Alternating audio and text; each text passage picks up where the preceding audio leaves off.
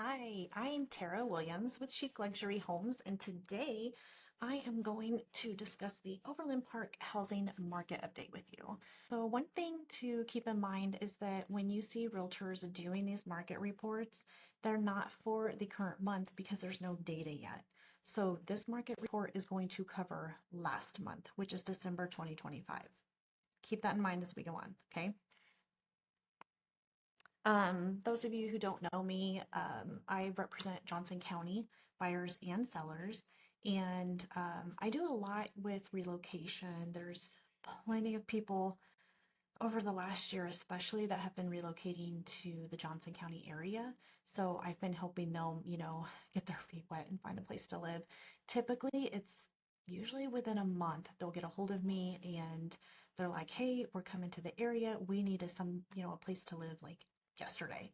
So I'll have to find them home as quickly as possible when it fits their needs and their wants. And while it can be somewhat a little stressful, we do always end up finding them something that they absolutely love. And so you can check out my reviews if you want to see, how happy they are with me and at the places that we found. Before we get into the stats, I want to discuss some of the few things that Overland Park offers and why it remains one of the strong markets in KC. Number one is the top tier education. We have private schools and public schools, both of which are really sought after. And the people relocating to the area know that Overland Park has the best schools and Shawnee Mission as well. So they're going to relocate to these areas for these schools, right? Two, strong job market. Um, I I specialize in relocation, so I do have a lot of employees that are relocating here from Canada, from Oklahoma, from New York. Yes, New York. Pretty much all over the place, right? And they're relocating for work. Kitty is growing, guys. It is growing so fast. And it's great timing that they decided to expand 69 and put that expressway in because we really need it right now. Okay. Um, Limited land. I'm sure you guys know about this. If you've been looking for land, it's very hard to find. A lot of builders and developers are having to go further south just to find land to build new communities.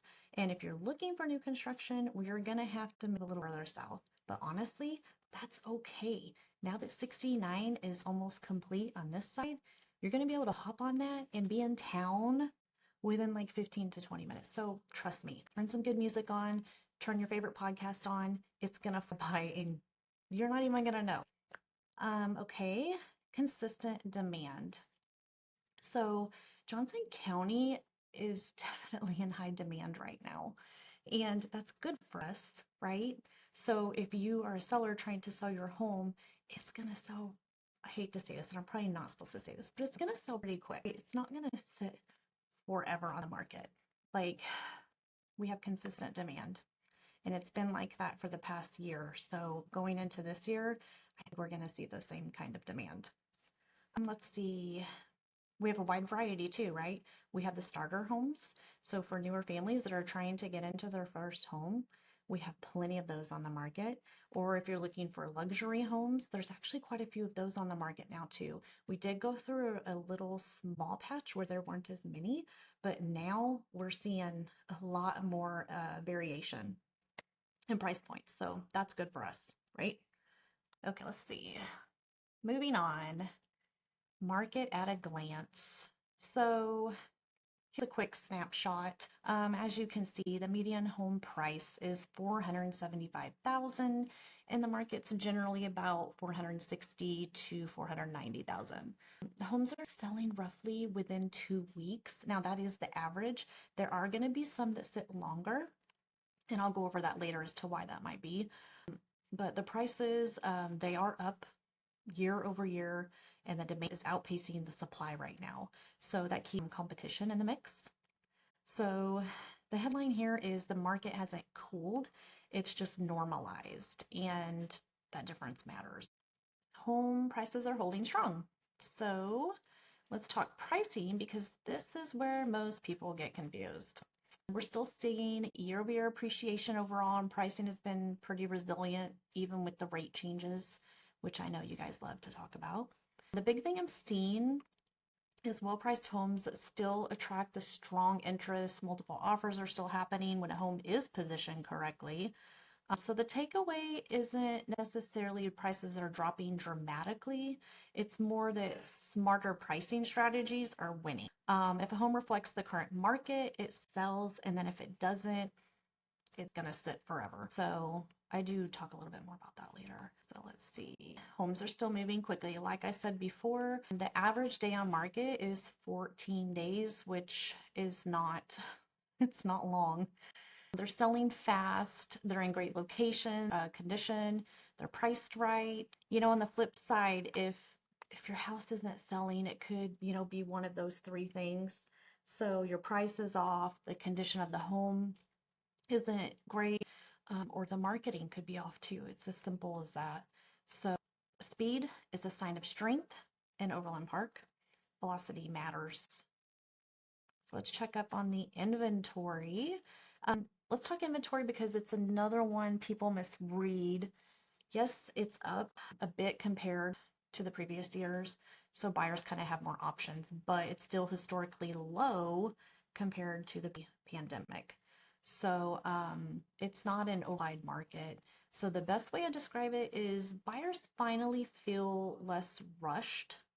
Um, but it's not an unlimited choice. Strategy still matters.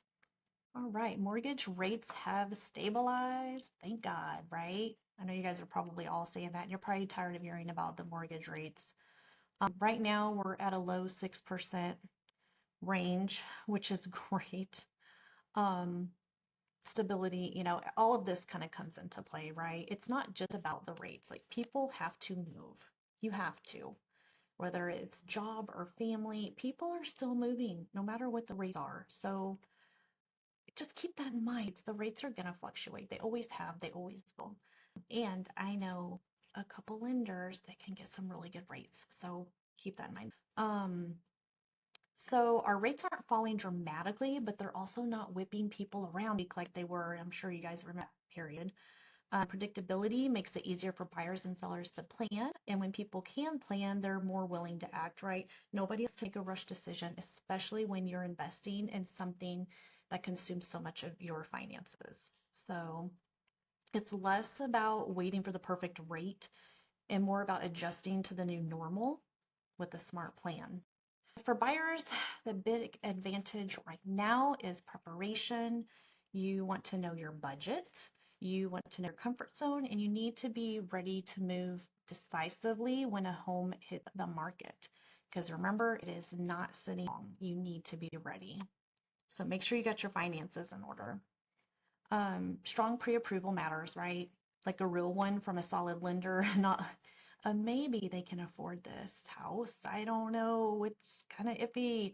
Make sure you know what you can afford and have that ready so when you go to put an offer in, they know that you're serious and they know you can afford it. They're going to take you way more seriously than somebody throwing a maybe letter around. Bottom line, buyers who understand the numbers and stay strategic are winning. And who doesn't want to win? So, seller strategy, it's changed.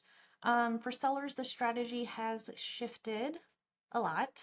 Pricing has to reflect the current demand and the current comps, not last year's peaks comps, right? Peak comps, excuse me.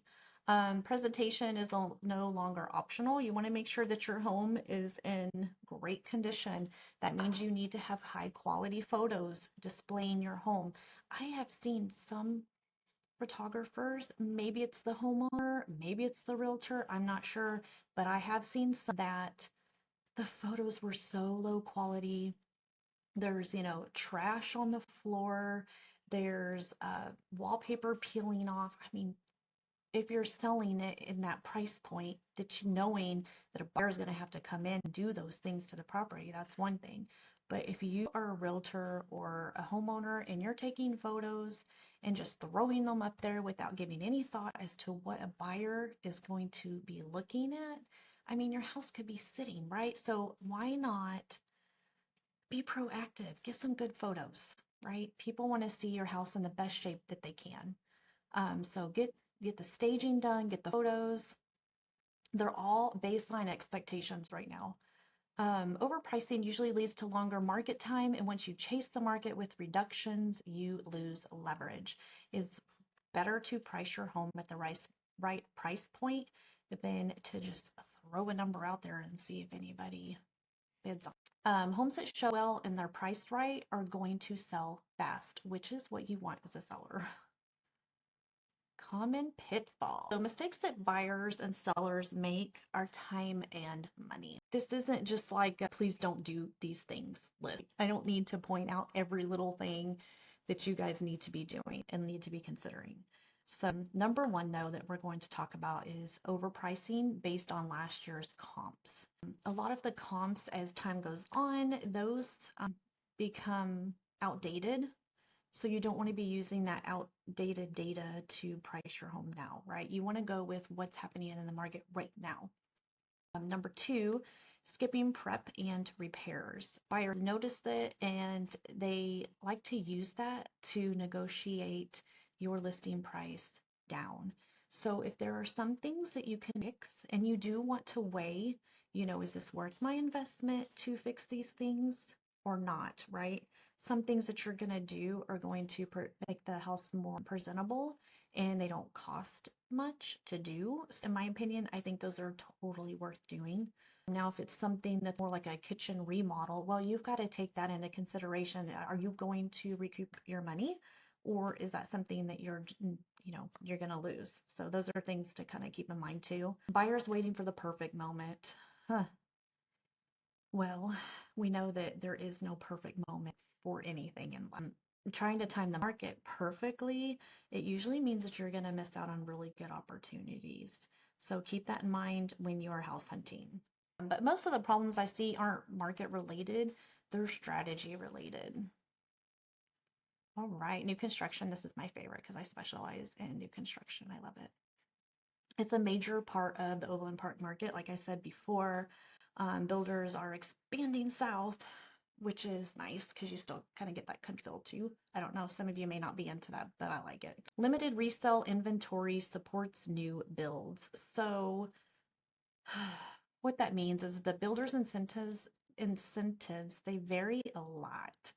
And some of them are great, and then some of them are kind of just fluff. The builder contracts aren't written to protect the buyer. If you have ever worked with a builder, you've seen those contracts. They are written for the builder. They're not written for you. They're not written for the buyer.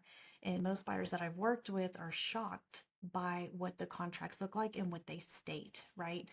The builder won't change. And this is just for the Kansas City. I don't know about anywhere else. They will not change that contract for you. Okay. So I think if you have that knowledge and that understanding when you go in to put an offer in on a house, I think it's going to make you feel a lot better because, like I said, you can't change anything in that contract. Builder contracts not written to protect the buyer. Representation matters. You need to get a realtor that's worked with these companies, these builders in particular, that way, we know a little bit more because we've been through this a billion times. So we know how to communicate with these builders and we know how to get you incentives that you normally wouldn't get because you don't know, right? And that's what we're here for. That's what realtors are here for. We're here to help you get the best deal that you can. When you choose the right builder, you negotiate incentives correctly and manage the timeline.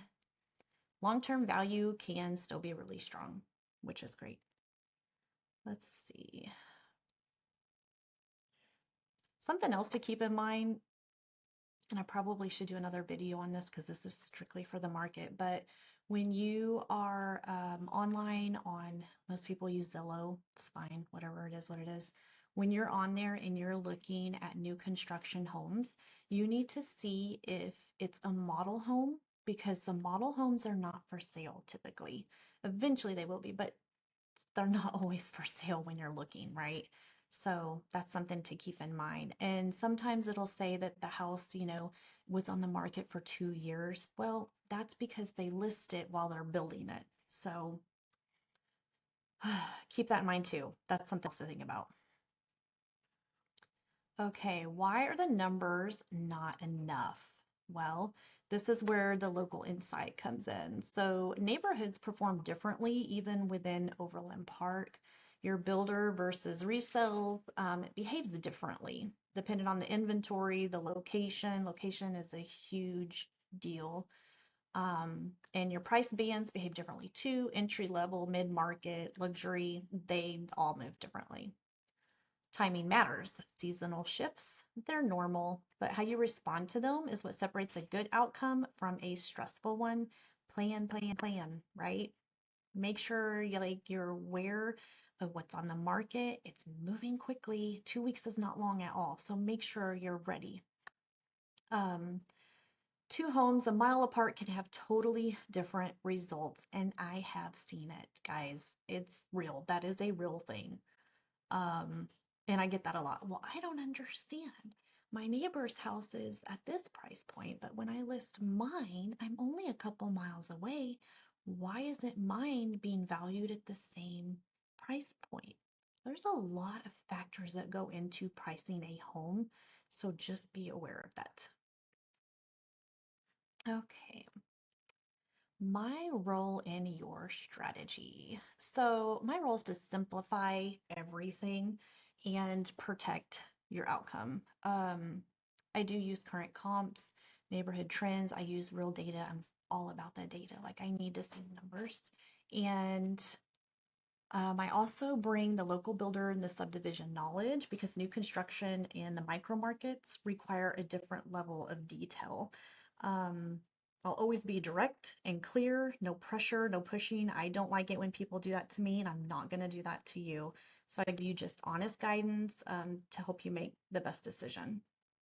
If you're thinking about buying or selling and building, even, if it's a few months out or even a year out, the next best step is a personalized breakdown. So your next big step is going to get a personalized market breakdown. Depending on which neighborhood you want to move into, that's going to determine the price range and your timeline, especially if you're building, right? Um, we can review neighborhoods and specific trends. You want to understand the micro market dynamics, whether you're buying or selling, and understanding your timing and your pricing options. Again, those are going to be different depending on where you're at. So we will create a clear action plan with your defined steps, timelines, and expectations before committing to anything. I always like to be upfront with everybody so you know what you're getting into. And that is how I do things. So, if you are looking to buy a home, sell a home, or build a home, we can talk strategy. I have several different options for you to get in touch with me. You can text me, you can call me, you can email me. I've got all of my contact information below. So hit me up, and I'd love to work with you guys. And I'll see you on the next one.